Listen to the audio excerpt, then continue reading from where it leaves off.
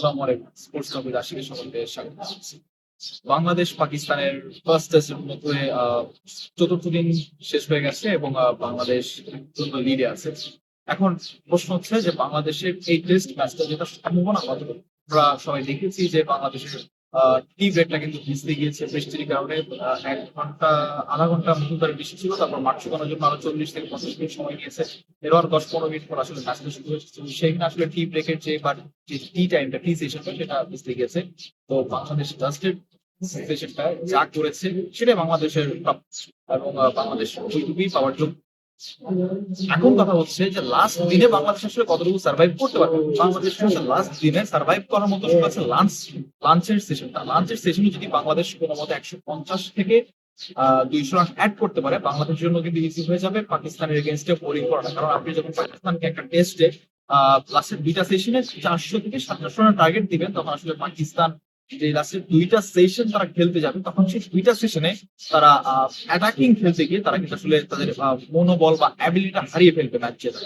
সেখানে বাংলাদেশের স্পিনারদের ভূমিকা রাখতে হবে। কারণ আমরা জানি যে মিরপুরে একটা টেস্ট ম্যাচের পঞ্চম দিনে স্পিনাররা যেই পরিমাণ সুযোগ পায় এই পিচটা থেকে, সেই পরিমাণ সুযোগ কিন্তু পেসাররাও পায় না। তো বাংলাদেশের যা করার মেহেদী হাসান মিরাজ এবং তাইজুল ইসলামের করতে হবে।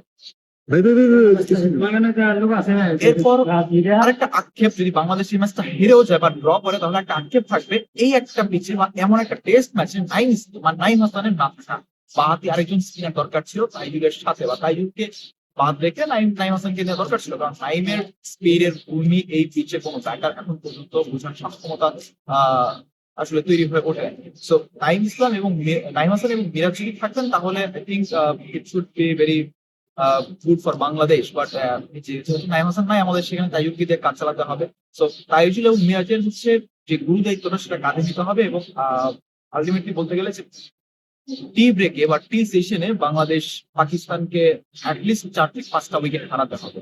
যদি সেখানে হারাতে পারে, তাহলে আমরা লাস্ট সেশনের ১০ ওভার, ১৫ ওভার, ২০ ওভার মধ্যে আমরা দেখতে পারবো যে হ্যাঁ, পাকিস্তান অল আউট। এমনি তো লাস্ট সেশন ৩০ ওভার, ৩৫ ওভারের থাকে।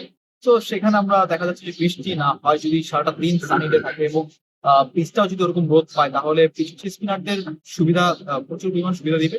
তো সেই সুবিধাটা তাইজুল ইসলাম এবং মেহেদী হাসান মিরাজের কাজে লাগাতে হবে। তাহলে বাংলাদেশ আলটিমেটলি এই টেস্ট ম্যাচটা জিতে যাবে। আর না হলে এই টেস্ট ড্র এবং হার ছাড়া কোনো কিছু নেই। হার বলতে এখন পর্যন্ত যা দেখলাম, বা সকালে যদি বাংলাদেশ আর্লি উইকেট লুজ করে, তাহলে সেখানে বাংলাদেশের হারাবার অনেক কিছু আছে, ম্যাচে তারা হেরে যাবে। এবং এরপর চোখ রাখতে হবে আসলে সিলেট টেস্টে বাংলাদেশ কতটুকু সফল হতে পারে। Thank you.